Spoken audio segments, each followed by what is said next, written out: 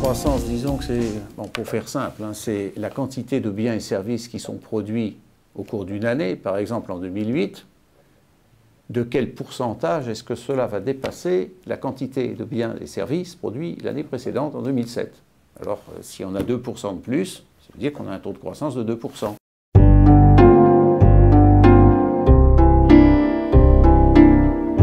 Pour augmenter la quantité de biens ou de services qui sont produits dans un espace donné, il faut mettre ensemble du capital, c'est-à-dire des machines, des bâtiments dans lesquels on met les machines, et puis des gens pour travailler sur ces machines.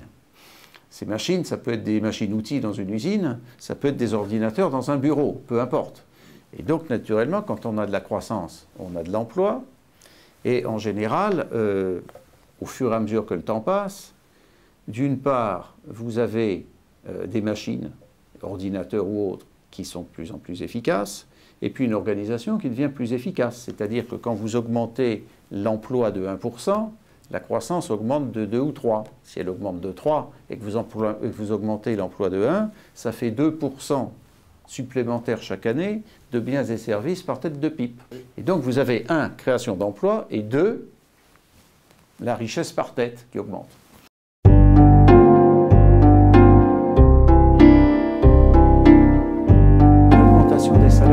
De la croissance, à condition que ce ne soit pas l'État qui décide pour tout le monde de l'augmentation des salaires. Parce que soit une entreprise est confrontée à une demande forte, donc elle va être tentée de répondre à cette demande. Si pour ce faire, il faut qu'elle embauche, qu'elle produise plus, il faut qu'elle embauche, elle va embaucher.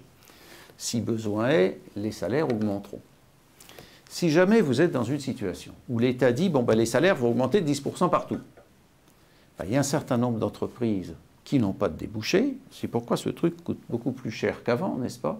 Je ne vais pas pouvoir produire de manière rentable et donc je vais licencier. Donc il faut faire très attention. Les salaires, ça devrait dépendre des besoins des entreprises et de la confrontation de l'offre et de la demande de travail. Si quelqu'un décide de mettre le prix à tel endroit, il y aura des conséquences qui ne sont pas forcément positives. C'est-à-dire, ça sera très bien pour les gens qui seront encore en place, ça sera moins bien pour ceux que cette mesure auront fait licencier.